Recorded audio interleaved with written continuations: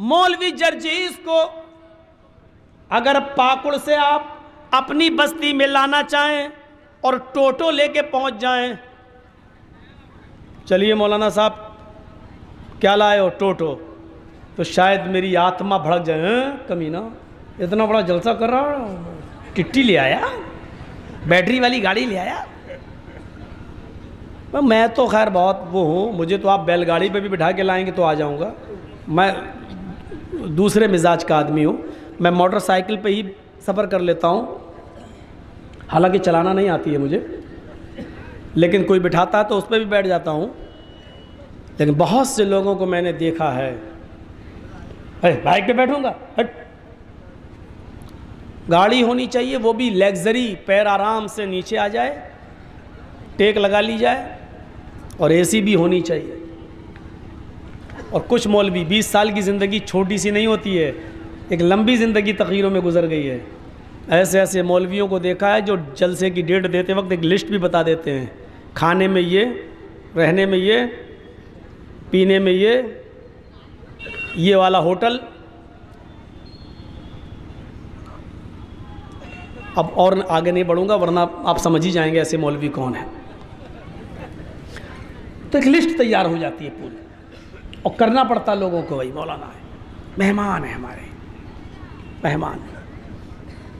गोश्त बनेगा तो तकरीर में जोश आएगा, कहीं अगर दाल खिला दी तो हो जाएगी हड़ताल। वयरकबुल हिमार, नबी अकरम की सिंपलिटी का और नबी अकरम की सादगी का हाल ये था कि आप गधे की सवारी कर लिया कर।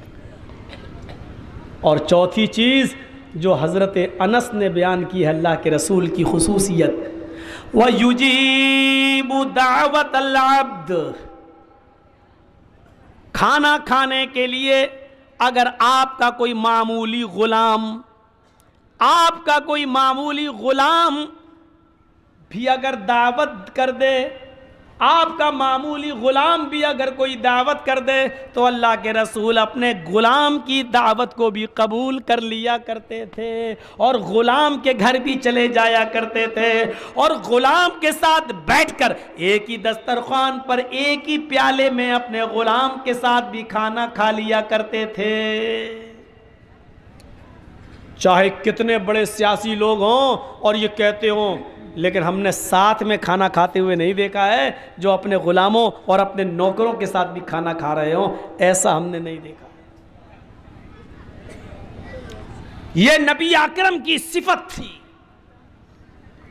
और एक मर्तबा तो बड़ा अजीब मामला सामने आया, नबी अकरम की एक लौंडी खादिमा, नबी अकरम की एक खादिमा थी, बकरी के बच्चे से खेल रही थी। अल्लाह के रसूल ने आवाज़ दी, उसने सुन लिया कि अल्लाह के रसूल बुला रहे हैं, लेकिन नहीं आई। दोबारा आवाज़ दी, वो नहीं आई। तीसरी बार आवाज़ दी, आवाज़ तो सुन ली लेकिन नहीं आई। आपने हज़रत आयशा से कहा देखो तो कहाँ चली गई। उन्होंने दरवाज़ा खोला, देखा वो तो बाहर ही बैठी है। कहा कि अल्लाह के रसूल ने तुझे 3 मरतबा आवाज़ दी, क्या तूने सुना नहीं? वो बोली सुना था, फिर भी नहीं आई, कुछ नहीं बोली। हज़रत आयशा ने कहा अल्लाह के रसूल उसने तो 3 मरतबा आपकी आवाज़ सुनी फिर भी नहीं आई, चलिए सज़ा दीजिए उसको। अल्लाह के रसूल बाहर आए, क्या कर रही हो? बकरी के बच्चे को ऐसे होती है लड़कियों बच्चों की आदत, खादिमा थी। कहा मैंने तुझे आवाज़ दी, तूने सुना? वो कह सकती थी कि नहीं सुना, झूठ बोल सकती थी, लेकिन नौकरानियाँ भी, खादिमाएँ भी इतनी सच्ची थी, नहीं सुना है।